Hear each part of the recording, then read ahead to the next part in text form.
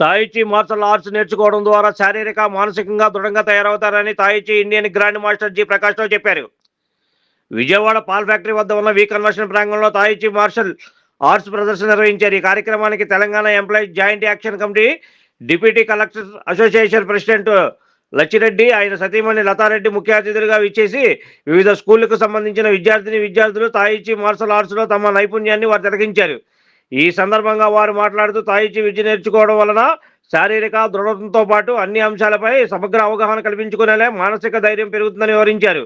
తాయిచి విద్యను విద్యార్థులు, పెద్దవారు అందరూ నేర్చుకోవచ్చని వారు చెప్పారు.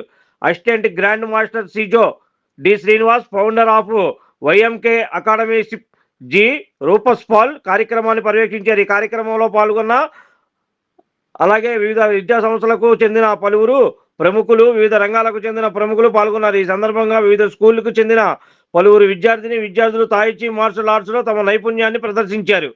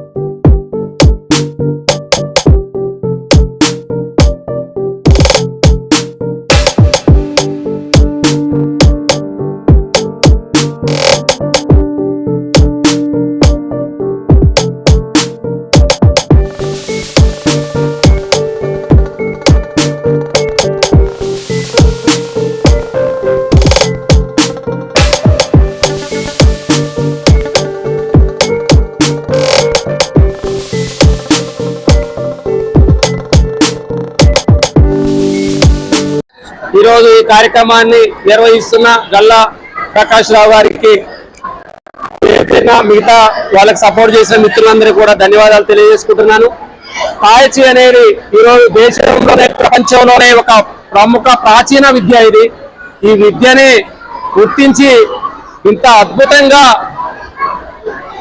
మీ అందరికీ చిన్న పిల్లలకి నుంచి నేర్పుతున్నాడంటేనే మనము చాలా గర్వించగల విషయం. ఎందుకంటే ఇలాంటి వ్యక్తులు ఉంటే ఖచ్చితంగా ఎవరు కూడా హాస్పిటల్కి వెళ్ళాల్సిన అవసరం లేదు. ఎందుకంటే ప్రత్యక్షంగా నేనే ఒక ఉదాహరణ. ఎందుకంటే తాను ఈ విద్యను నేర్పుతున్న సందర్భంలో ఎన్నో విషయాలను నేర్చుకుంటూ ఈ విద్య యొక్క గొప్పతనాన్ని తెలుసుకుంటూ ఈ గొప్పతనంలో ఉన్న గొప్పతనం తాయిచీని ఈరోజు ఎక్కడ చూసినా కూడా అదే కనిపిస్తుంది. చైనా, జపాన్ ఇలాంటి దేశాలలోకి వెళ్తే వాళ్ళ యొక్క జీవనోపాయం ఎందుకు పెరుగుతుంది అంటే ఇలాంటి విద్యలని వాళ్ళు అభ్యసించటం. మీకు తెలుసు, గతంలో మార్షల్ ఆర్ట్ అదేవిధంగా బ్రూస్లీ లాంటి వ్యక్తులని ఎలా అద్భుతంగా ఈ విద్యని నేర్చుకొని ప్రపంచానికి వెలువెత్తి చాటారు. వారిని ఆ విద్యని బయటికి రాకుండా ఎలా అనగదొక్కారో అందరికీ మనకు తెలుసు. కాబట్టి ఈ విద్యని అందరూ నేర్చుకుంటే ఇప్పుడు గొప్పగా మనం చెప్తుంటాం, ధ్యానం చేయాలి, అదేవిధంగా మెడిటేషన్ చేయాలి, యోగా చేయాలని. దీన్ని కూడా ప్రపంచవ్యాప్తంగా ఏదైతే నేర్పుతున్నారో భారతదేశం కూడా తాయిచీని ఒక మూలాన దీన్ని కూడా గొప్పతనంగా గుర్తింపు తీసుకొస్తే ఖచ్చితంగా ఇది అందరికీ అందుబాటులో ఉండేటట్టు చేయగలిగితే అద్భుతంగా ఉంటుంది. దీన్ని భవిష్యత్తులో గుర్తిస్తుందని మనం ఆశిద్దాం. ఖచ్చితంగా ఇలాంటి వ్యక్తులని గుర్తించుకొని ఇలాంటి వ్యక్తులతో మనం మమేకమై ప్రోత్సహిస్తూ అందరినీ ఆదరించేటట్టు మనం చేయగలిగితే ఖచ్చితంగా దీన్ని అద్భుతంగా చేసుకున్నామని మీ అందరికి తెలియజేస్తూ థ్యాంక్ యూ. నా పేరు లచ్చిరెడ్డి అండి. తెలంగాణ ఉద్యోగుల joint action committee chairman, deputy కలెక్టర్ల అసోసియేషన్ అధ్యక్షులుగా కొనసాగుతున్నానండి. Thank you. నేను ఇది సరదాగా నేర్చుకున్నాను. ఈ విద్యని సరదాగా ఏదో పెద్ద విజయవాడలో పెద్ద రౌడీ అవుదాం అని సరదాగా నేర్చుకున్నాను నేను. కానీ ఈ విద్య నేర్చుకున్న తర్వాత ఆ మెంటాలిటీ పోయింది. దైవికమైన మెంటాలిటీస్ నాకు వచ్చినాయి.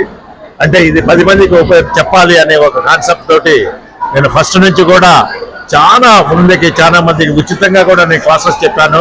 హెల్త్ పరంగా కూడా చెప్పుకొచ్చాను. కానీ ఇంకా ఇప్పుడు కూడా నాకు ఆ ఆశ పోలేదు. ఇంకా చెప్పాలి, ప్రతి ఒక్కరు కూడా ఆరోగ్యంగా ఉండాలి, హాస్పిటల్స్ దూరంగా ఉండాలనే కాన్సెప్ట్ తోటి ఈ ప్రోగ్రామ్ చేయటం జరుగుతుంది. Like, subscribe and press the bell icon for new updates.